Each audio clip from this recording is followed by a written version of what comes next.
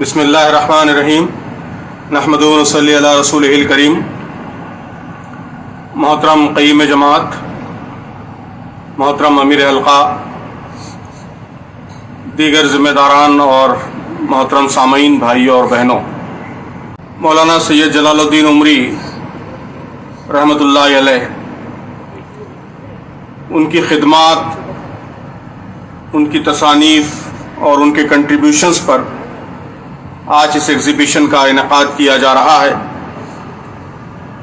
اللہ تعالیٰ سے دعا ہے کہ اللہ تعالیٰ مولانا کو جوار رحمت میں جگہ عطا فرمائے، ان کی خدمات کو قبول فرمائے، اور ان کے جانے سے جو خلا پیدا ہو گیا ہے اللہ تعالیٰ اس خلا کو پر فرمائے۔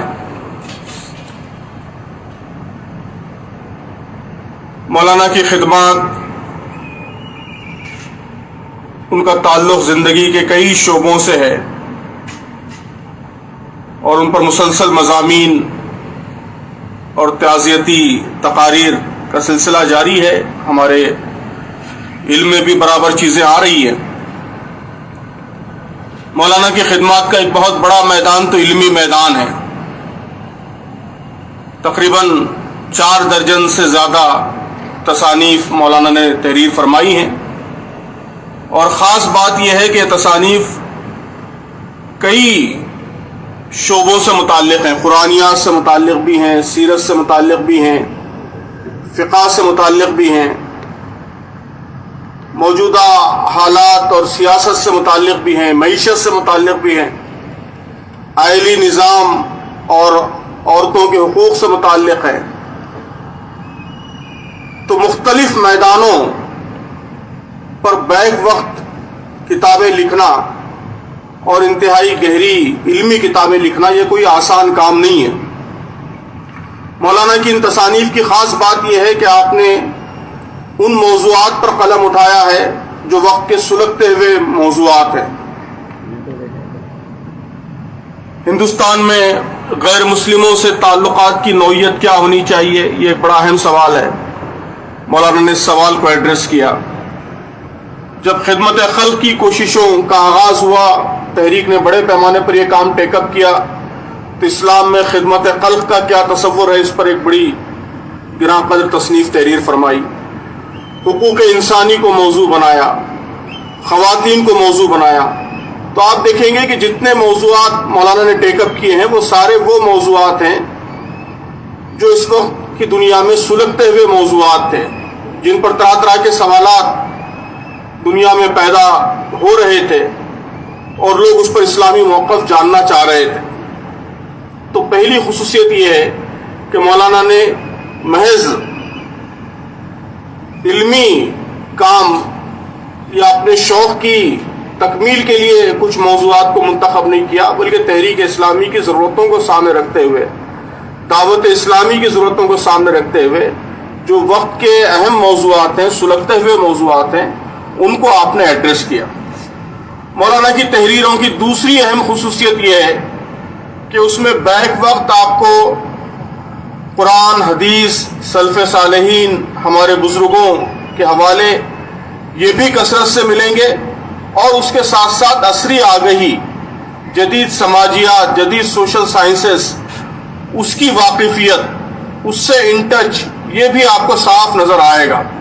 مولانا نے خاص طور پر جدید علوم سے واقفیت کے لیے علی گڑھ میں قیام کے دوران انگریزی میں BA کیا، اور اس کے بعد برابر انگریزی مصادر سے، انگریزی کتابوں سے، انگریزی ریسورسز سے استفادہ کرتے رہے۔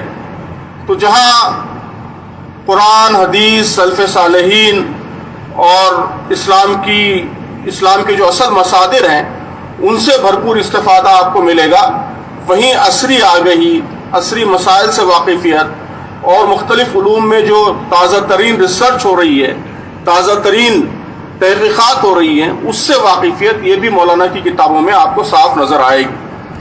تیسری خصوصیت یہ ہے کہ یہ گہری علمی کتابیں جن میں بہت ہی سنجیدہ علمی موضوعات چھیڑے گئے ہیں، یہ مولانا کے اسلوب کی بہت خاص بات تھی کہ انہوں نے بہت ہی عام فہم انداز میں، بہت ہی سادہ زبان میں، بالکل ایک عام پڑھے لکھے اردو قاری کو سمجھ میں آنے والی زبان میں آپ نے یہ ساری باتیں تحریر کی ہیں۔ یہ مولانا کی تصنیفات کی بھی خصوصیت تھی اور تقریروں کی بھی خصوصیت تھی کہ جہاں ان کے اندر علمی گہرائی پائی جاتی تھی، ندرت پائی جاتی تھی، مضامین کا تنوع پایا جاتا تھا، وہیں انتہائی سادگی اور بالکل عام فہم انداز مولانا کا ہوا کرتا تھا۔ اس کی وجہ سے اس کی ریچ بہت زیادہ بڑی ہے۔ میں سمجھتا ہوں کہ تحریک کے بزرگوں میں مولانا اس حوالے سے بہت ممتاز ہیں کہ آپ کی کتابوں کی ریچ بہت زیادہ ہے۔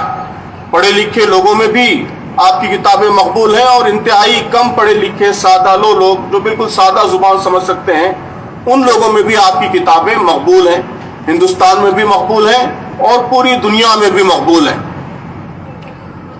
اور سب سے اہم بات جو سب سے زیادہ چونکانے والی ہے، حیرت انگیز ہے، وہ یہ کہ یہ گراں قدر علمی کام مولانا نے کسی حجرے میں بیٹھ کر یا صرف درس و تدریس میں مصروف رہتے ہوئے یہ کام انجام نہیں دیا۔ عام طور پر علمی کاموں کے لیے سمجھا جاتا ہے کہ ایک سوئی درکار ہے اور ساری دنیا سے کٹ کر لوگ ایک سوئی سے جب علمی کاموں کی طرف متوجہ ہوتے ہیں تب بڑے کام کرتے ہیں، لیکن مولانا کی یہ جو 4 درجن تصنیفات ہمارے سامنے ہیں، یہ ساری تصنیفات میدان عمل میں آپ کی انتہائی سرگرم زندگی کے دوران لکھی ہوئی ہے کہ بالکل عمر کی ابتدا ہی سے مولانا جماعت اسلامی ہند میں سرگرم رہے۔ 1956 میں مولانا پہلی بار مجلس نمائندگان کے رکن منتخب ہوئے، اس وقت ان کی عمر صرف 21 برس تھی، 21 ایئرس۔ اس کے بعد سے وہ مسلسل مجلس نمائندگان کے رکن چلے آ رہے ہیں اور مختلف ذمہ داریاں اس دوران مولانا نے انجام دیں۔ تقریباً 17 برس نائب امیر جماعت رہے، 12 برس امیر جماعت رہے اور بھی مختلف سطحوں کی ذمہ داریاں انجام دیتے رہے، علی گڑھ کے امیر مقامی رہے۔ ان سب کے دوران یعنی سرگرم دعوتی اور تحریکی جدوجہد کے دوران یہ گراں قدر تصنیفات مولانا کے قلم سے گویا منظر پر آئی ہیں۔ تو اس سے معلوم ہوتا ہے کہ علمی کام اور تحریکی کام یہ ایک دوسرے سے ٹکرانے والے کام نہیں ہیں، بلکہ اگر آدمی سرگرم تحریکی زندگی گزارے تو اس کے علمی کام میں بھی عملیت پیدا ہو جاتی ہے، اس کا تعلق میدان عمل سے مضبوطی سے استوار ہو جاتا ہے، وہ ان مسائل کو چھیڑتا ہے جن کی عملی زندگی میں، عملی میدان میں ضرورت ہوتی ہے۔ تو یہ بات مولانا کی ان تصنیفات سے بہت ابھر کر سامنے آتی ہے۔ نوجوانوں کے لیے میں سمجھتا ہوں کہ مولانا کی زندگی کا سب سے اہم درس جو میں نے ان کی پہلی تعزیتی نشست میں بھی عرض کیا تھا اور آج بھی اس محفل میں بھی عرض کرتا ہوں کہ سب سے اہم درس جو مجھے اور آپ کو حاصل کرنا چاہیے وہ مولانا کی ایک سوئی، ارتکاز اور اپنے مقصد سے ان کی گہری وابستگی۔ دنیا میں انسان بڑا اسی سے بنتا ہے، یہ بات ہمیں یاد رکھنے کی ہے کہ بڑا انسان ہمیشہ مقصد سے وابستگی کے نتیجے ہی میں بنتا ہے۔ دنیا میں ذہین لوگ، انٹیلیجنٹ لوگ بہت ہوتے ہیں، بہت سے لوگوں کو اللہ تعالیٰ ذہانت اور مختلف صلاحیتیں عطا کرتا ہے، ان میں سے بہت سے لوگ محنت بھی کر لیتے ہیں، لیکن سب لوگ بڑے نہیں بنتے۔ بڑے وہ لوگ بنتے ہیں جو ذہانت کے ساتھ اور محنت کے ساتھ اپنے مقصد کے سلسلے میں وفادار ہوتے ہیں، مقصد کے سلسلے میں یکسو ہوتے ہیں۔ آپ دیکھیے کہ مولانا محترم نے تقریباً 20-21 برس کی عمر میں، بلکہ اس سے بھی پہلے 19 برس کی عمر میں انہوں نے ایک فیصلہ کیا۔ انہوں نے فیصلہ کیا کہ اپنی زندگی کو وہ تحریک کے لیے لگائیں گے اور تحریک میں بھی علمی کاموں کے لیے لگائیں گے۔ اس زمانے میں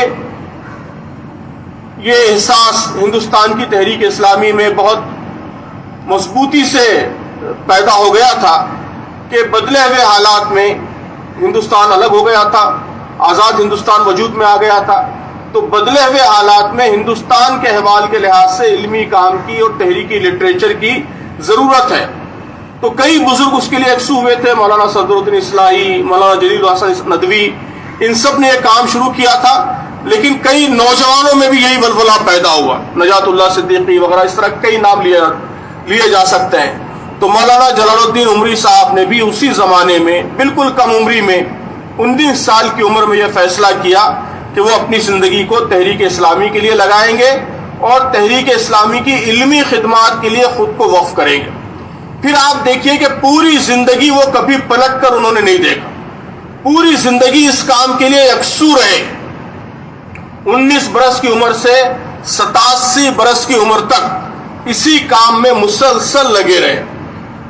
اس کے بعد طرح طرح کے مسائل آئے. ابھی آپ نے بتایا کہ معاشی مسائل پیش آئے, تو معاشی مسائل بھی پیش آئے, طرح طرح کی دشواریاں پیش آئیں, لیکن کبھی مولانا اس راہ سے منحرف نہیں ہوئے. اس کے لیے انہوں نے اپنا وطن چھوڑا. آپ سب جانتے ہیں کہ مولانا کا وطن تمل ناڈو تھا, لیکن علمی کاموں کے لیے وہاں سے ہجرت کر کے وہ پہلے رامپور تشریف لائے. اس وقت جماعت کا مرکز رامپور تھا. پھر اس زندگی میں کبھی شاید ان کو وطن یاد ہی نہیں آیا, بلکہ کئی دفعہ ہماری ملاقاتیں ہوئی, لمبی لمبی گفتگو ہوئی. میرا اندازہ یہ ہے کہ شاید زندگی میں کبھی ان کو وطن واپس جانے کا خیال بھی نہیں آیا. اس طرح وہ یکسو ہو گئے, اور جب تک رامپور میں مرکز رہا رامپور کے ہو کے رہے. پھر علی گڑھ ادارے تحقیق شفٹ ہو گیا تو علی گڑھ کے بن گئے, اور پھر جب مرکز دلی آ گیا تو دلی والے بن گئے. جہاں مرکز نے اور جماعت نے ان کو متعین کیا اس کام کے لیے متعین رہے, ساری زندگی اس کام کے لیے لگے رہے. جماعت کے امیر بھی بنے, نائب امیر بھی بنے, ذمہ داریاں بھی آئیں. ایسا ہوتا ہے کہ آدمی معاشی مسائل وغیرہ کا تو مقابلہ کر لیتا ہے, لیکن جب بڑی ذمہ داریاں آتی ہیں, بڑے عہدے حاصل ہو جاتے ہیں, تو پھر جو اس کا اصل مقصد ہے وہ نظروں سے اوجھل ہونے لگتا ہے. ظاہر امیر جماعت کی ذمہ داری, اس کی ہمہ ہمی, اس کی مصروفیات دوسرے کاموں کی طرف متوجہ ہونے نہیں دیتی. لیکن مولانا نے 19 سال کی عمر میں جو فیصلہ کیا تھا کہ مجھے تحریکی علمی خدمات کرنا ہے, تو بڑی سے بڑی ذمہ داری نے بھی اس میں کوئی رکاوٹ پیدا نہیں کی. امیر جماعت رہتے ہوئے بھی وہ برابر یہ کام کرتے رہے, نائب امیر رہتے ہوئے بھی یہ کام کرتے رہے, اور عمر کی 86 برس کی عمر میں, 87 برس کی عمر میں طرح طرح کی بیماریوں اور عذرات کے دوران بھی یہ کام کرتے رہے. آخری زمانے میں بھی ہماری ان سے ملاقاتیں ہوتی رہیں. ابھی بھی ان کے ٹیبل پر کئی مسودات زیر ترتیب اور زیر تصنیف پڑے ہوئے ہیں. کام ان کا جاری تھا. زندگی کی آخری سانس جب لے رہے تھے اس وقت بھی ان کے علمی منصوبے جاری تھے. تو محترم دوستو, خاص طور پر نوجوان دوستو, اسی ایک سوئی کی اور مقصد سے اسی وابستگی کی آج سب سے زیادہ ضرورت ہے تحریک اسلامی کو. ایسے ہی نوجوانوں کی ضرورت ہے جو زندگی کا ایک مشن طے کریں, ایک مقصد طے کریں. تحریک اسلامی کا مشن تو ہم کو معلوم ہے, اقامت دین ہے, لیکن اس مشن میں میرا اپنا کیا کنٹریبیوشن ہوگا, میرا اپنا ذاتی مقصد کیا ہوگا, یہ ہم طے کریں اور پھر پوری زندگی اسی مقصد کے لیے لگا دیں. اسی کے نتیجے میں آپ بھی بڑے ہوں گے اور تحریک اسلامی بھی اس کے نتیجے میں مالا مال ہوگی, آگے بڑھے گی, اور اس ملک میں کوئی گراں قدر خدمات انجام دینے کے لائق بنے گی. تو میں سمجھتا ہوں کہ یہ سب سے اہم درس ہے جو مجھے, ہم سب کو, اور خاص طور پر سارے نوجوانوں کو مولانا کی زندگی سے حاصل کرنا چاہیے. اللہ تعالیٰ سے دعا ہے کہ اللہ تعالیٰ مولانا کو صدیقین, شہداء اور اپنے مقرب بندوں کے ساتھ اعلیٰ مقام جنت میں عطا فرمائے, ان کی خدمات جلیلہ کو قبول فرمائے, اور انہوں نے جو بہتر نقشہ قدم چھوڑے ہیں ان پر آگے بڑھنے کی ہم سب کو توفیق عطا فرمائے. آمین.